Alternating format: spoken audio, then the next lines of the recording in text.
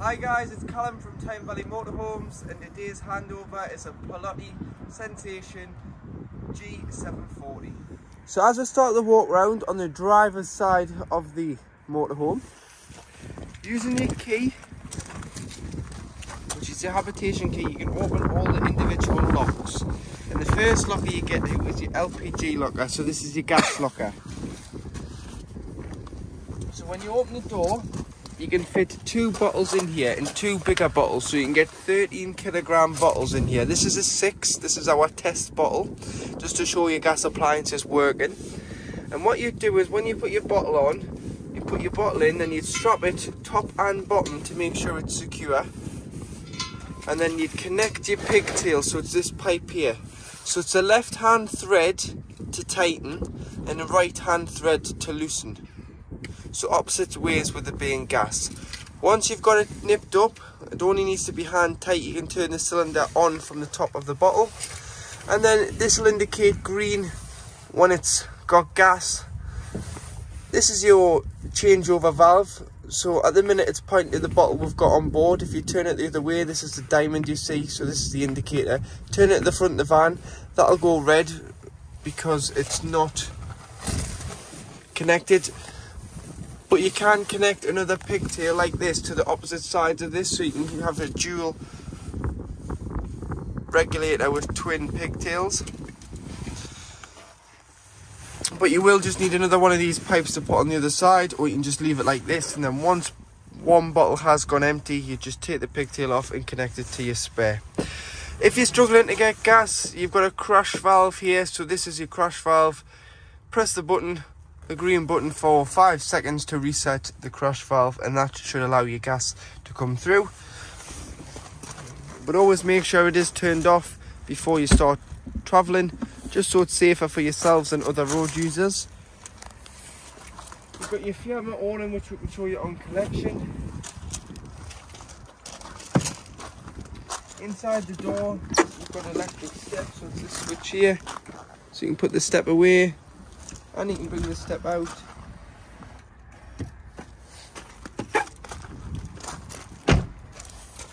You've got your fridge vents, and underneath this indicates your waste water. So this is your dirty water that's been collected in the tank from the sink, the hand basin and the shower.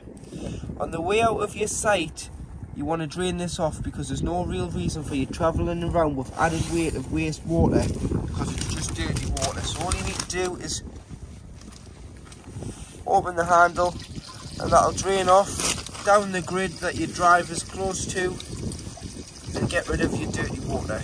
In the winter, you want to ensure that this is fully drained off as well, so that the water in the tank underneath the van doesn't freeze in the colder temperatures.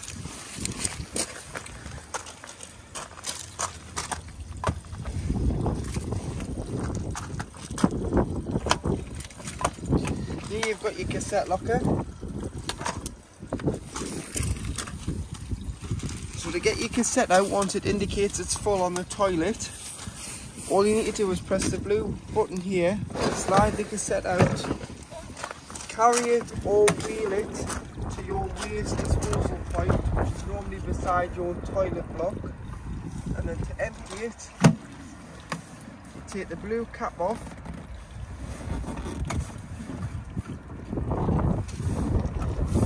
press the blue button on the back of the cassette and tip the content of the cassette out.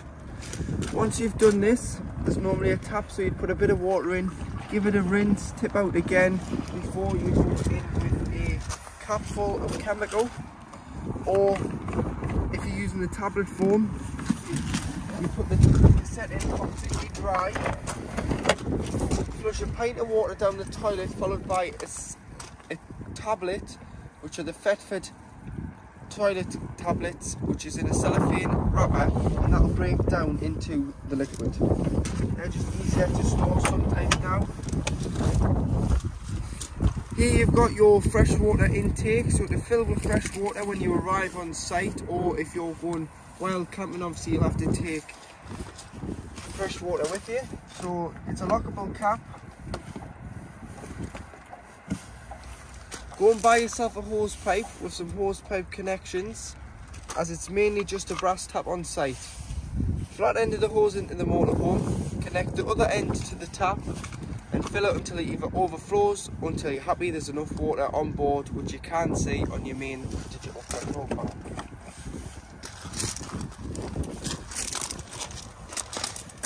In the back here you've got your large garage space, which you do have lights, 240 volt, heated. You've got your external shower in here as well. So as long as the pump's on, you'll be able to hose the dogs off, the bikes, the boots, the surfboards, anything that you want in there, and it is hot and cold. And you've also got tethering racks either side, so you can move the anchoring points to tie your loads down so that nothing moves when you're travelling around in the motorhome. Coming around the back of the van, you've got your high level brake lights, and just underneath it you've got your built-in rear reverse camera there. And then you do have your 2-seat bike rack from Fiamma. So these up and down the rails, depending on how big the bikes are. And then pop your bike wheels in the rails, these through the spokes, and tie your wheels down, and then these on your crossbars just to hold the top frame of the bike. And then what we do advise is some sort of bike lock around the frame of the bike rack and bikes, just so if you leave the van unattended, the bikes are secure on the back of the motorhome. Tow bar with 13-pin electrics if you're planning on towing anything.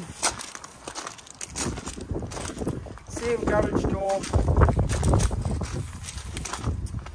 This would be how you'd hook your motorhome up if you were charging it at home or you were on a site with electrics. So you get your hooker blade, lift the collar, lift this section out of the van, slide it on, and pop the lid just on top. Always hook the motorhome up first, then the site, and do it in reverse order when unhooking, so that you're never walking around with a live bait in your hand, potentially causing any harm to yourselves. Truma vent, this just gives a location of your boiler on board the motorhome, so that when it's operating on gas, this will allow fumes out. Just make sure it's obstruction free at all times. This is your wet locker, so keep all your messy bits and pieces in here, all your boots, outdoor boots, your hookup blades, your leveling ramps, all the bits that are wet and you don't want to trail in the motorhome and get it dirty, keep in here.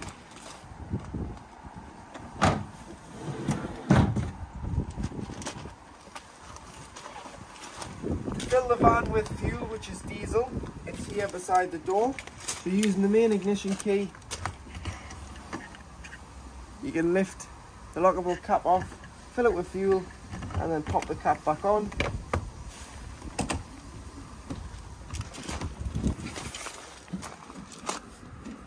Underneath the seat you've got a tool kit which includes a jack in the brace and a tonai. Underneath the floor, this compartment here is where your engine battery lives, so you just have to lift that panel off to access the battery if you ever need to change it or put a charger on it in the winter. And then just here, pulling this lever here, it's your bonnet release.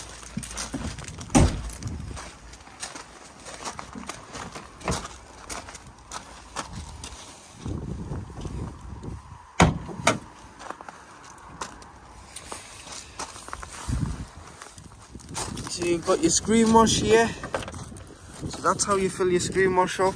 Take that cap off and you can put your screen wash down into there. Power steering fluid and coolant together, followed by your brake fluid, which is the yellow cap. And then if you ever need to jump start the vehicle, your positive point can be found under here, so just lift this up.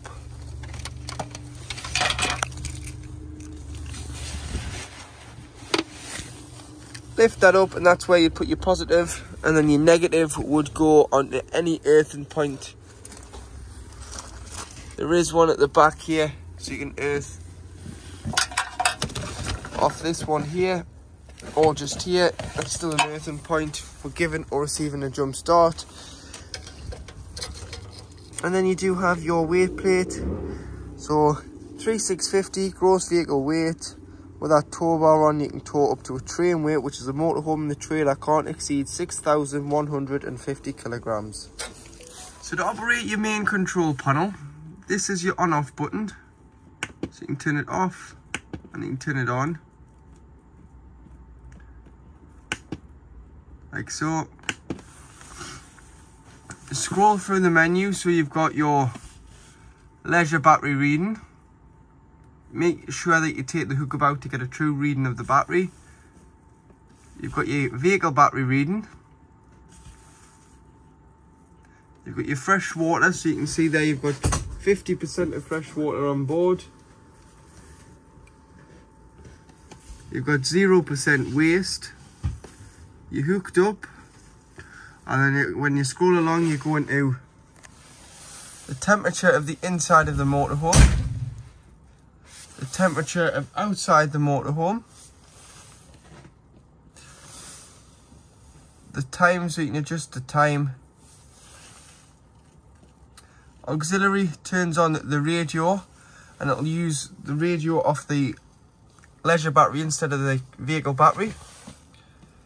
You've got your pump. You need to turn this on, making sure that you've got enough water in the tank first. So you turn the water on,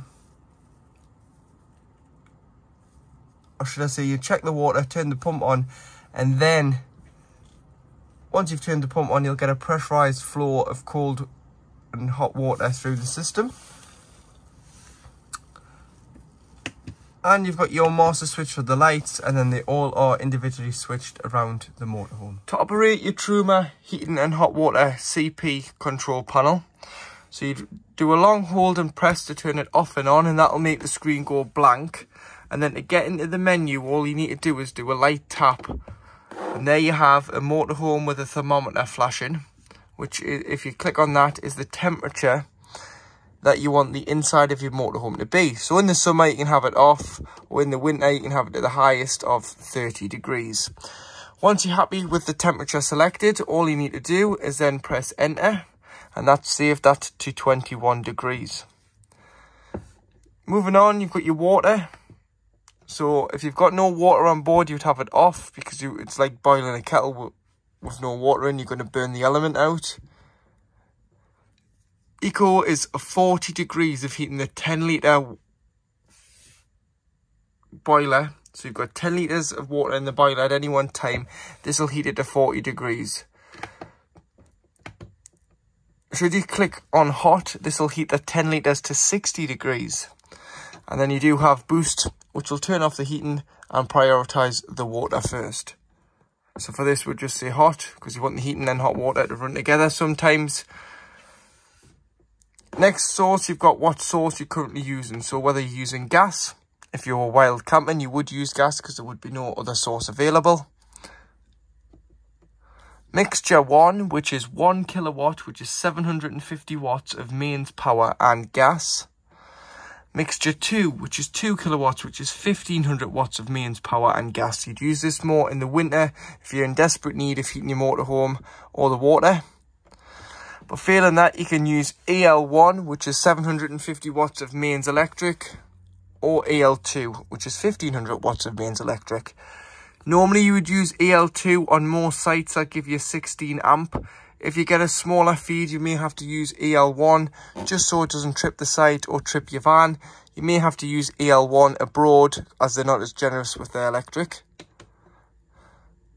You've got the fan in the top corner, so you can have it on Eco, which is a smaller feed of 12 volt, or you can have it on high, which will use all the fan speed and you'll hear it a lot louder. So Eco when sleeping as well is great. High will boost the heating around the van, as it'll use all the fan speed on high.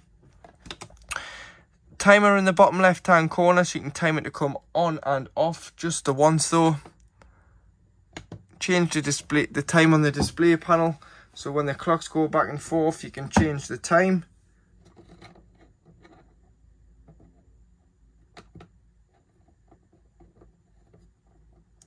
Like so. And then should you get a warning triangle in the middle, you can go to the settings and go all the way down to reset, press enter, it'll say preset, press again, and it will restart the control panel. So that it'll clear any fault codes, and you can then go in and set the temperature, the water, the energy source, and the fan speed all again. So underneath your half dinette with your 2 fixed travelling seats, underneath you've got the location of your leisure battery. So this is a 95 amp hour leisure battery. You've got your fuses in your electric block unit at the back, so carry some spares, and they're just standard blade fuses, just in case if a fuse does blow you can replenish the fuse. You've also got your trips. So these are your trips. So if the vehicle trips out, try here before you try your main site, just in case you have tripped the motorhome. And you've also got the location of your Truma boiler. So in the kitchen area, you do have one electric hot plate, which is this one here, which illuminates with the red light. You've got to be hooked up for this one to work, because it does take a feed off your 240 volt. And always make sure that it's knocked off before you've hooked the van up, just in case you do shatter the glass. If not, you can use your gas.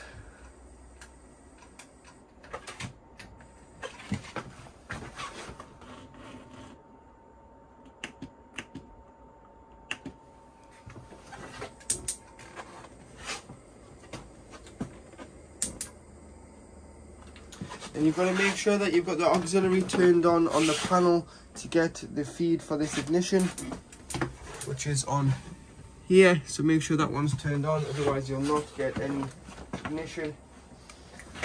Make sure they've cooled down cool enough to put the gas lid down and it's not too hot, otherwise the heat may shatter the lid. And underneath,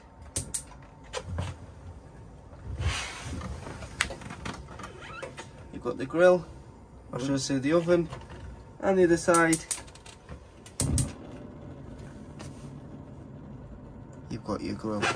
You may want to take your grill pan and oven shelves out when travelling, as it can cause a little bit of rattling when on the road.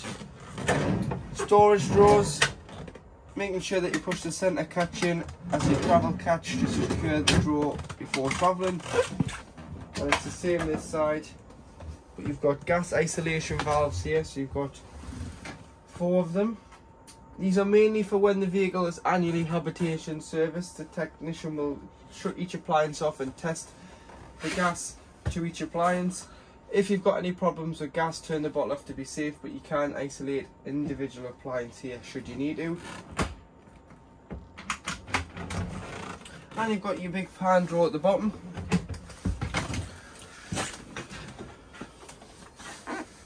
Above, you've got your USBs, your 12 volt and your 240 volt socket. Ignition with, so you've got your extractor fan and your lights. Pushing the catch in, I'll open the cupboards, so you've got storage along the top, along with some wine glass storage and a little condiment rack on the side. Making sure the pump's on, you get a pressurised flow of water.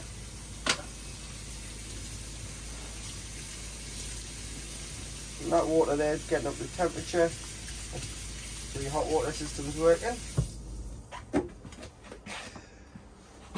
Across from it you do have your separate fridge and freezer, so you've got your freezer at the top, your fridge at the bottom, your controls in the middle. So to work your controls, to turn your fridge on and off, it's this one here. And then you've got your 3 sources, so you've got 240 volt on mains hookup, you've got gas if you're wild camping, and you've got 12 volt off the battery, which will only work when the engine's running, to allow you to travel from site to site and keep your shopping nice and fresh.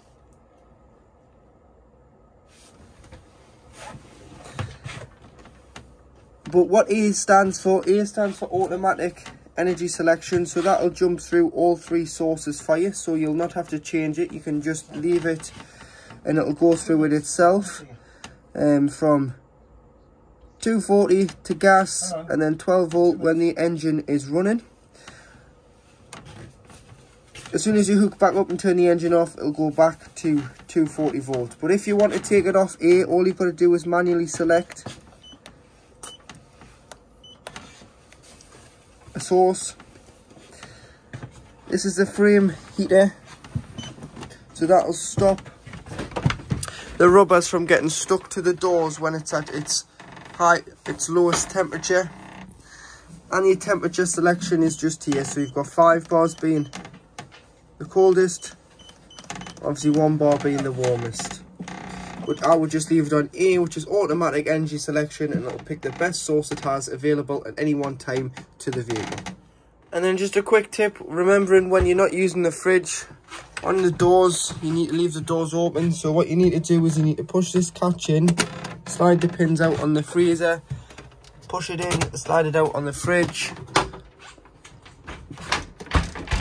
Leave the door loose, allow air circulation in and out of the fridge freezer to stop mold and bacteria and smells from forming within inside the fridge, because it'll trap the air if you don't do this, and your motorhome will start to smell. So leave the doors ajar and give the fridge a clean out before you park it up in the winter. So to operate your toilet, what you must do is make sure the pump's on and press the blue button at the back, which will give you a flush, which is from your freshwater tank. So you always want to flush it first and put a small amount of water in the bowl of the toilet before you use the toilet. That'll allow the blade to stay lubricated and not stick. And then before you use the toilet, you want to open the blade, which is this grey handle here. So you want to slide that towards you. It'll open the hatch there. Everything will go into the cassette. You'd use the toilet, you'd give it a good flush. If you've got any pink, you'd put it in a small amount in a spray bottle, dilute it with water, spray the bowl, flush, and then you want to close it back to the left to close the blade, so that when the toilet indicates it's full, this will go from green to red. You'll be able to pull the cassette out the side of the van, take it to deposit your waste, rinse it out and top it back up with chemical. Toiletry cabinet underneath the sink, toilet roll holder, skylight which you just wind to open and wind to close, with a fly screen for when it's open and a blackout blind for on an evening. But make sure all your skylights and windows are securely closed before you drive anywhere. Toilet door also acts as the bathroom door if you've got guests in the front drop down bed. And then you've got your towel rail around your skylight of your shower, so you can hang your wet coats, wet towels up on there and let them drip dry in the shower tray. And then when you winterize, what I would do is I would unscrew your shower head from the hose, lie the hose in the tray with the mixer tap open. It'll stop any water from sitting in here and any water from sitting in your shower head and potentially freezing. Make sure that before you travel, you put your turnbuckles on your shower screens. And then at the back of the van, you do have your twin single beds with steps in the middle, wardrobes either side. Obviously, that's the ladder for the front bed. Or if you want to make it into a double, or should I say that's the ladder for here, not the front bed. When you make it into a double, you do need the ladder because you haven't got the steps here. You slide this forward, push that back and put your infill cushion in here. And that's created a double across the width of the motorhome. So it just depends how you want to use the beds. Little reading lights are individually switched in the corner. TV brackets being fitted here for this particular customer with TV points up there, so you've got an aerial and a 240 volt socket. So to drop your overcab bed, what you need to do is, first of all, you need to fold the driver and passenger seats. So on the side here, you've got a button that'll slide these down. Be careful with the driver's one, don't put it directly too close to the horn, because when you put pressure on from the bed it'll set the horn off. So fold them both down, unclip the strap here, and you'll be able to slide the bed down. Put your ladder on the front here. You've got safety nets if you're going to put children in there, and you've got a light which lights this up here on the switch at the back. So underneath the far flap between the two single beds, so this is the hatch in the double floor, lift that up, unscrew this. This is your freshwater tank. Put your hand in and pull the chain. This is your plug. So this is how you drain off your fresh water if you are leaving it for winterizing it, where you want to leave all the water out the van, so drain it all down. Or if you've taken on any contaminated source of water, you drain your freshwater tank down. So to drain it off, take the cap off and pull the plug out the tank, and that you can find is in between the double floor, in the hatch, just behind the shower and the toilet area, between your two wardrobes in the back. On your monitor on the driver's side, this is your rear view camera, so it's on all the time in any forward gear as well as in reverse, so you can always see out the back of the vehicle, and you can see your bike rack there clearly at the bottom. So when your bikes are on, you've got good visibility out the back of the motorhome to see the back end of the van and your bikes on your bike rack.